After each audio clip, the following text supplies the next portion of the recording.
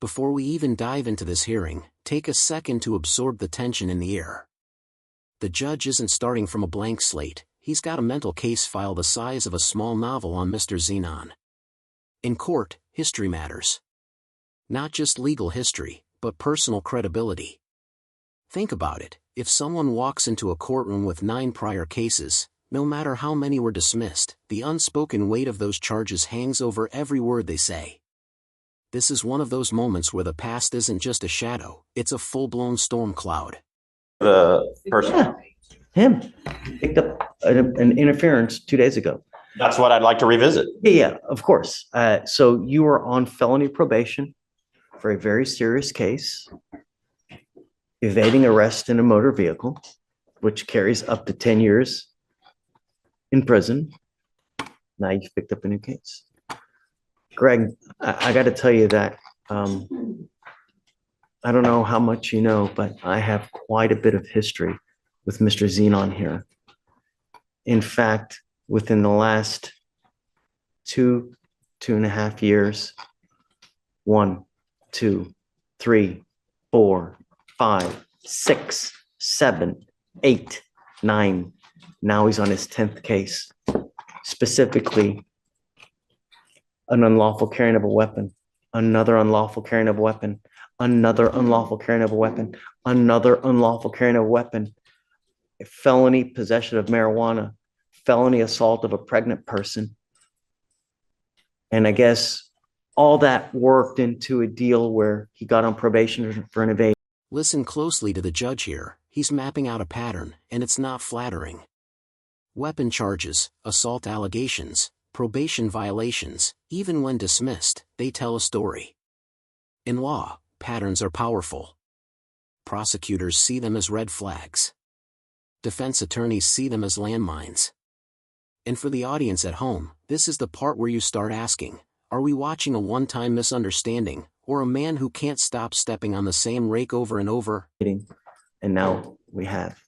Right, but all those cases were dismissed, correct, Your Honor? Okay. Pursuant to the, I guess. I understand. That we literally had one after the other, like a rung on a step ladder. One after the other. So let's do probable cause. Thank you, Your Honor. You have the right to remain silent. Anything you say can or will be used against you. You have the right to have an attorney present. If you cannot afford one, one will be appointed to you. I just wanted to give you a heads up of how much history we have with Mr. Xenon, because it's a lot. I appreciate it, Your Honor. Sure. But be that as it may. I'm not going to hold, I've never will hold anything against him. So let's go. Now we shift to December 3rd, officers respond to a disturbance call.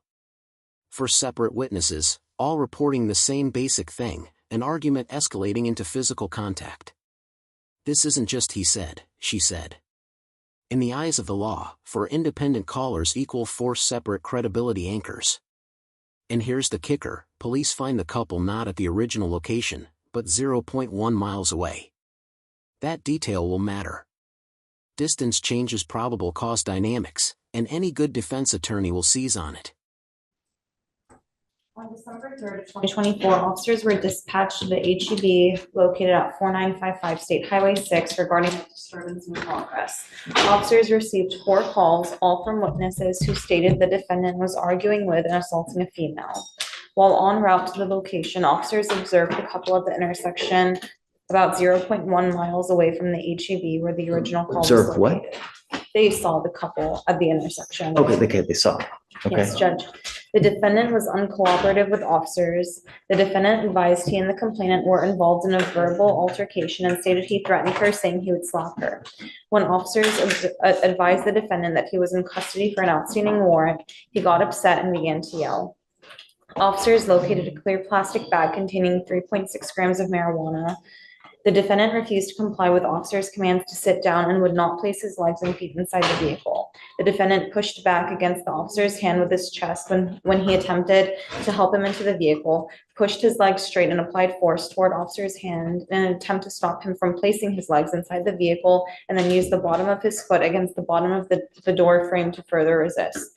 The defendant refused to speak with officers and would not cooperate. Here's where the whole interference debate starts brewing. The officers say Xenon didn't comply. Legs out, chest pushing back, foot braced against the car door.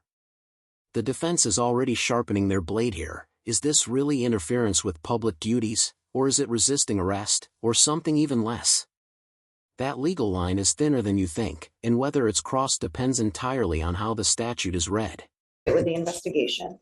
All witnesses on scene heard the defendant threaten to hit CW, and another witness stated she observed the defendant push the complainant in the chest and face with two open hands. He does have an active felony warrant from the Fort Bend County Sheriff's Office for aggravated assault with a deadly weapon. But he has an open ag assault somewhere else too? In Fort Bend County, Judge. My understanding is it's And an it was older open case. warrant at that time? Yes, Judge. May I respond to all this, Your Honor? Sure, please. Where's the interference? Okay. Well, they're putting him in a car and he's like going blank. It's not interference with public duties. If they're sitting there saying they have a marijuana charge they could have done, is it a resisting? Maybe, So, but it's not an interference with the public duties. They said he didn't talk. He doesn't have to talk to them. And they're I understand and they're a 0.1 mile away from the location. So For what? Well, okay, I get that, but so we have what we have. We've got a disturbance at HEB. Cops go there. Okay. They start to talk to him, and I guess at that point says, "Hey, man, I'm going to slap her." So at that point, I mean, that's what we have, Okay. right, Mr. Xenon? There's always two sides to the story. I get it. This is just probable cause.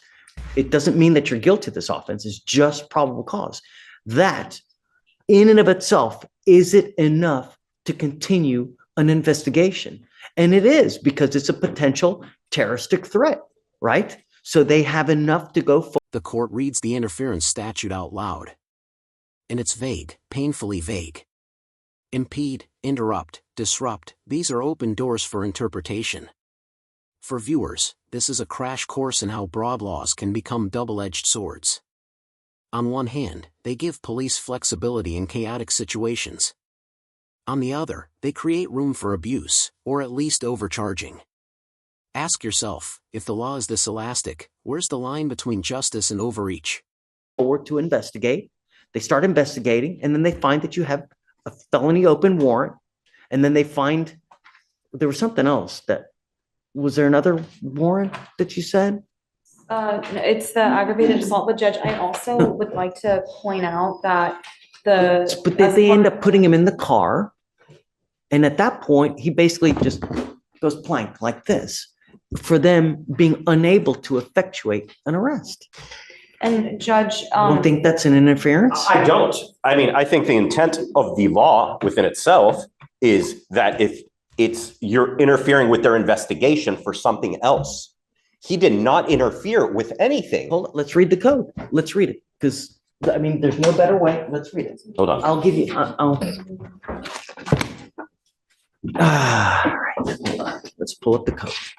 Intake could have taken some other things, but Well, certainly, they could have Okay. taken a whole myriad of, I mean, you're lucky they didn't charge you with assault of a peace officer. There's a whole host of other charges that they could have put on, you know? but they didn't Hit. They took the one that I do not believe applies here. Let's This is key. Probable cause isn't guilt, it's the minimum legal threshold to keep the case alive.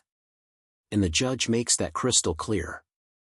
It's like the difference between finding smoke and proving arson. You can move forward with smoke, but without fire, you won't win at trial. This hearing is about whether the smoke is thick enough to keep investigating, not whether the fire actually happened. read the code. Okay. Let's see what the code says, because, you know, there's multiple ways that a charge can, you know, that you can charge someone with facts, right? There's multiple ways that can, you're right, it could have been like a resisting, you know, but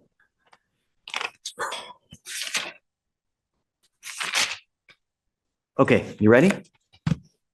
A person commits an offense if the person with criminal negligence, interrupts, disrupts, impedes, or otherwise interferes with, number one, a peace officer while the peace officer is performing a duty or exercising authority imposed or granted by law.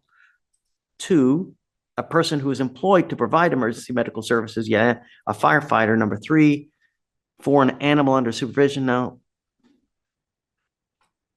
so I guess it's a person, it interrupts, disrupts, impedes, or otherwise interferes with, number one, a peace officer while the peace officer is performing a duty or exercising authority imposed or granted by law. That is the vaguest thing I've ever heard in my life. I mean, come on. It is. I agree okay, with so you. the cop can claim anything is interfering with public duties. I mean, constitutionally, that is the vaguest thing I've ever heard of. Judge, that's the statute. That's the penal code. You'll find no argument with me, right? It is pretty vague. Yeah. It is. He's got bigger issues. I mean, they should have taken the other charges, my whole point. I mean, but he's disrupting the officer while he's trying to discharge a duty, right?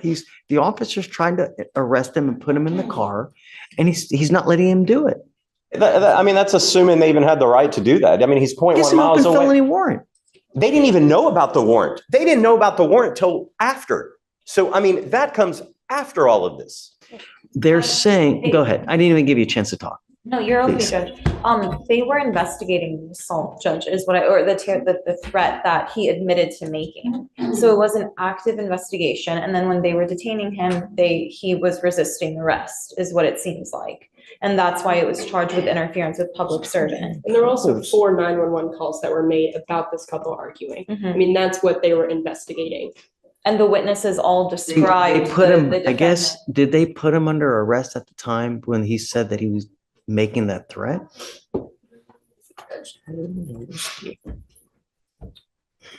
And with being. I mean, 0.11 did they have the authority to arrest at that time? Right? So I think it was during. When you're on felony probation, the judge uses a phrase that's as true as it gets: you've got a halo over your head. Not an angelic one, but a glowing target. Any slip, no matter how small, becomes ammunition for the prosecution. And that's the trap here.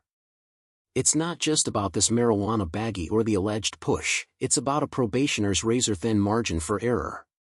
Their investigation, the defendant admitted to threatening, that he would slap the Miss Clark. And it's at that point they start to put him under arrest? At that point, they ran him through the NCIC and they found that there was an active warrant, and then they informed him that he was in custody. Okay, then that's a resisting from what they're using to say he's pushing back or But pushing. remember, That's I a mean, resist. That's not it interference could with be- public duties. But it could be that a set of facts can be multiple charges, right? So it could be resisting, but it could also theoretically be interfering with what he's trying to effectuate, which is an arrest. It's a duty that he's performing.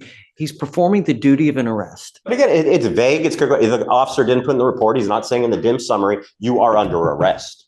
We don't. Well, I mean, it's Okay, well, I mean, but we don't know. I mean, Okay, I'm just saying. if he says he's under arrest, but I mean, damn, it's all but clear. I mean, this is. We also And don't yes. have the offense report We yet, don't I have don't Judge. care. I He mean, was in the but I think that process. there's enough,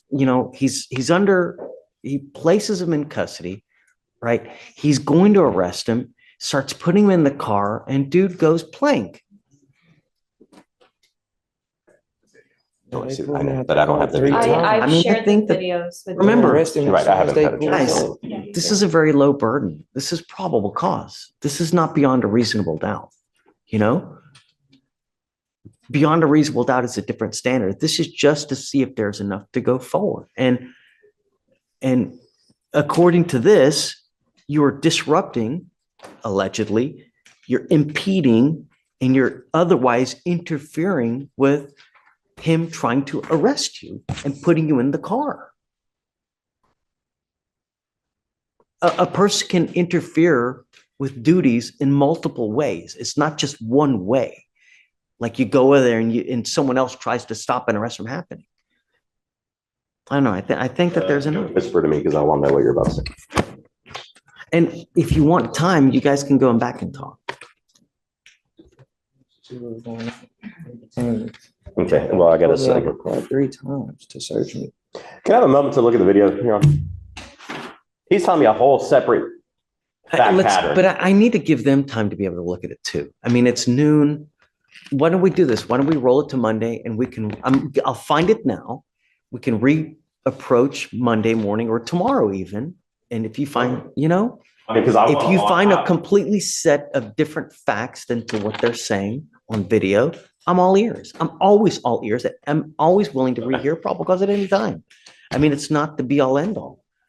But for now, what they're telling me, if it in fact is the case, there's enough for probable cause to go forward. Is there enough beyond a reasonable doubt? I don't know. But be that as it may, you know. Okay, it looks like they didn't give him a PR bond on this. Okay, so well, then we need to The address it. bond right now is set at 2,500. Okay, Your bond upstairs is set at 5,000. Tell me about that Fort Bend case. Is it old? Is it new? Let me check, Judge. I think it's 2023. Is it? I don't know. I mean, because looks like you got on probation in October of this year. When you're on probation, dude, on felony probation, you have a freaking halo over your head. You know, you got to be as good as you can. You're facing a lot of time in prison. Have you been to prison before? This is one of those rare moments where the judge steps outside pure law and speaks directly to life choices. If you're with someone who brings out the worst in you, leave. It's raw advice, and it lands because it's not just moralizing, it's strategic survival.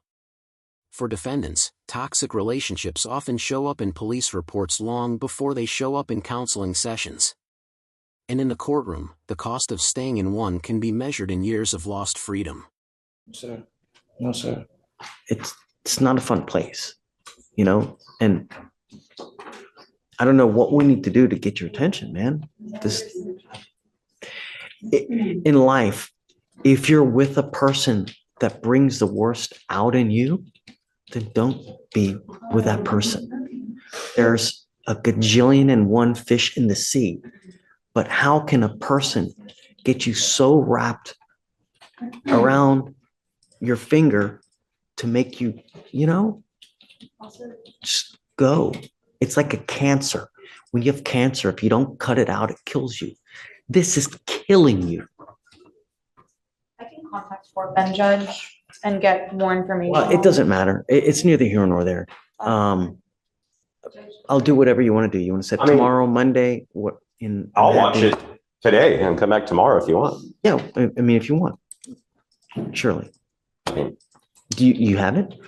We have the camera, the body camera. I just shared. Okay, so They just shared it with me. Yes. let's roll it tomorrow. You guys take a look at the video as well. Be prepared, and then we can reconvene tomorrow. For purposes of now, I'll find probable cause, and then we can regroup again tomorrow. Okay, thank you. Yeah. Okay. All right, Mrs. Zenon. Hey, See you tomorrow. See you tomorrow. Probably gonna agree to disagree here. But I would like for you to watch like the 2 minutes of the video that I think. So Judge, I also, because you had this question yesterday, I called Fort Bend and they confirmed it. The Fort Bend County aggravated assault with a deadly weapon, it's just sealed, and that's why it didn't pop up. It's just what? It's sealed at the moment. Sealed. Is it a new case? Is it an It old was case? just filed in November, Judge, Wow. but the offense date was in March.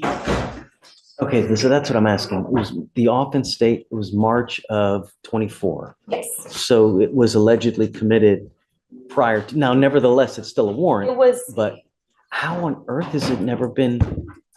it's because, so they'll unseal it whenever an arrest happens, Judge. The case was filed. He had 2 other charges in this county, even that he caught even after that one. I'm so confused. You know that there's a, Fort Bend knows that there's a felony warrant. Now we hit the Fort Bend warrant twist, a sealed aggravated assault with a deadly weapon charge from earlier in the year. It's like a shadow case lurking in the background, ready to pounce at the worst moment. For the audience, this is where you realize law enforcement timing isn't always about efficiency, it's about strategy. Holding a warrant until it's most advantageous? That's a chess move, not a paperwork delay. A dangerous felony warrant, and they failed to execute that warrant over and over. He's been on probation.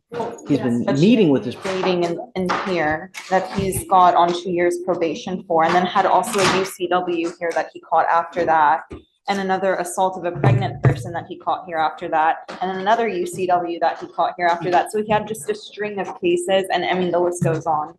But there was just a string of cases that he caught even after that. So I guess they just never, I don't know. I will tell you the shenanigans from my experience that Fort Bend does. So if they think they're going to TDC, I have seen them let them go to TDC, wait till they even make parole or discharge or finish that sentence, right?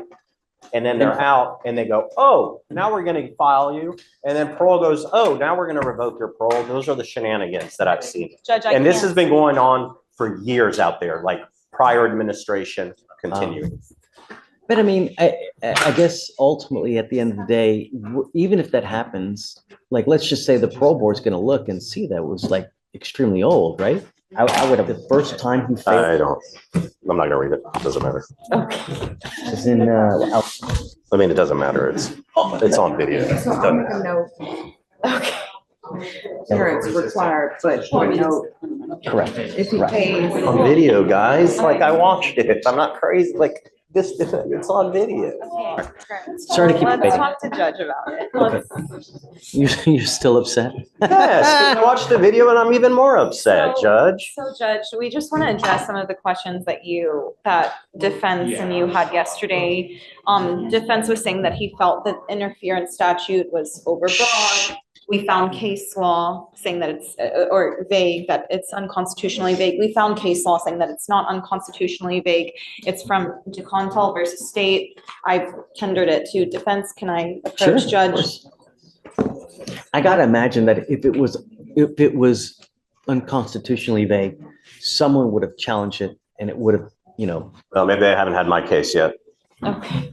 and, I'm happy for you to make new law, always.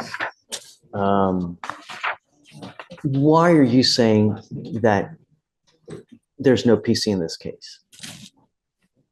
Is there PC for something else? Yes. Is there for the interference with public duties? No. I mean, because it's on video, it didn't happen, Judge. Like, so they get calls for an assault, a disturbance, whatever. You're telling me the fact that they're saying he goes plank in the car while He doesn't. being arrested He doesn't does happen? not go plank. It's on video, Judge. Would they say he uses his, I guess he uses He's in his, handcuffs. The officer has to place his hand on the chest of the defendant to get the defendant to sit back in the car. He also has to grab his legs and push them back into the car. We also watched the video. We watched the video and we have a timestamp, Judge. could it be that okay, so I know that a lot of times when they're putting a defendant into the car, they need help, right? They're unable to do it by themselves, or is he actively resisting getting into the car? He tried exiting the vehicle, Judge. And No, that's he- why they had to push him back into it. He leans forward. He's yelling at his mom, record, call. The third time they have taken him out. This is 3 times. They put him in the car and they take him out so they can search him. The cop is sitting there going, oh, well, search him again. We can search him 20 times. If you feel you need to search him 20 times, search him 20 times for your safety. The cop doesn't even know what he's charging him with. DA hasn't been caught. The cop's sitting there go, we're getting you for resisting transport. Resisting transport. That is what the cop thinks he's taking of it. DA, Officer Singh, it's a 27-minute video. Okay? At no point is the DA's office called to this point. Okay? That happens after. Fine. For an assault, they can argue. I can argue case law. Ford v. State, specific articulable facts of crime may have occurred. Fine. They are there on an assault. Okay? They didn't take an assault. So then they detain him, right? They find that he has the warrant. So, okay, you're taking him in on the warrant. Fine. Judge, it's It's all- common for officers to conduct an investigation before they call intake. That's not an abnormal thing. Yeah, I mean, that's neither here nor there, but the question is he impeding the arrest or the function of arrest? Because I guess that you guys are basing the interference on the fact that he's not allowing him that, what's his name again? Xenon, Your Honor. Mr. Xenon is not allowing the officer to arrest him by putting him in the car. Respectfully, Judge, the officer doesn't even have to be arresting him. They just have to be looking into any legitimate matter. And then he's interfering with that. And I will say, if he'd already been in the car 3 times, like defense pointed out, I would think he wouldn't need help getting in. So to us, it appears as though he's trying. The defense pushes for the body cam review. And when it plays, emotions spike. The officer calls it resisting transport, the defendant says he wasn't resisting, and the video becomes the ultimate lie detector. But here's the thing, video is powerful, but it's not perfect. 2 people can watch the same clip and see 2 different realities. That's why juries still exist, because law isn't just about what happened, it's about what can be proven beyond a reasonable doubt. Trying to push out. The officer has to put his hand on his chest to push him back into the car and then take his legs and place them into the car. He was cooperative the whole time. He's on his mom. If anyone's aggressive, it's the cop from the beginning. Judge, the And cop- I ask at the court's discretion, watch the video. You only need to watch like 2 minutes, the 13 to 15 minute mark, Your Honor. I mean, that's all you really need to watch on this. Judge, Watch or no? we can watch the video, Judge. Cue it up. Let's watch. Can you put it on the screen somehow? So we can all watch? We can just go to the back and watch it. Do you want to hook it up? No, I no. don't, because he has issues hooking his computer up to the technology. The whole video, or did you? No, want to- just the relevant portion. I don't need to see the whole thing. No, just that part that's relevant. You know, I guess if you wouldn't just put it right there and just turn it around, Yeah, just put it just up right there. on the table. Yeah, right there. And sit it.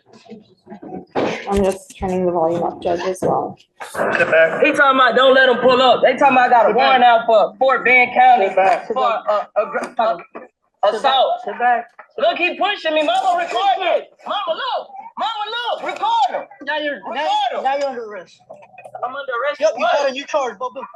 Resisting transport. Resisting? I wasn't resisting. You just resisted transport. Yep. You're going to What the jail. hell is that? Now you got a new charge. Yep.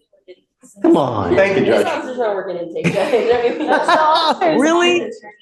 That's it? That's it, Your Honor. That's the relevant portion that defense is. Oh, come on. The officer is investigating legitimate. I know, but no. All right, I'm Do with you you. see why I'm so upset, Your Honor? All right. Okay. Thank you. You can refile this as resisting. Yeah, look, yeah, I mean, you're not gonna hurt our feelings. You need to do what you need to do. Perhaps it was the wrong one, but yeah. Was it resisting? Nope. My name is Bennett and I ain't in it. But no PC. Thank you, Your Honor. And just like that, the judge says no PC for the interference charge. The gavel doesn't drop with the thunder of finality. This isn't the end of the whole case, but it's a decisive blow against one charge. For the audience, this is a reminder that legal battles are won and lost one skirmish at a time. And before we wrap, what do you think? Was this a smart legal call, or did someone just dodge accountability? Drop your verdict in the comments, hit like if you want more courtroom breakdowns, and subscribe, because the next case might be even messier.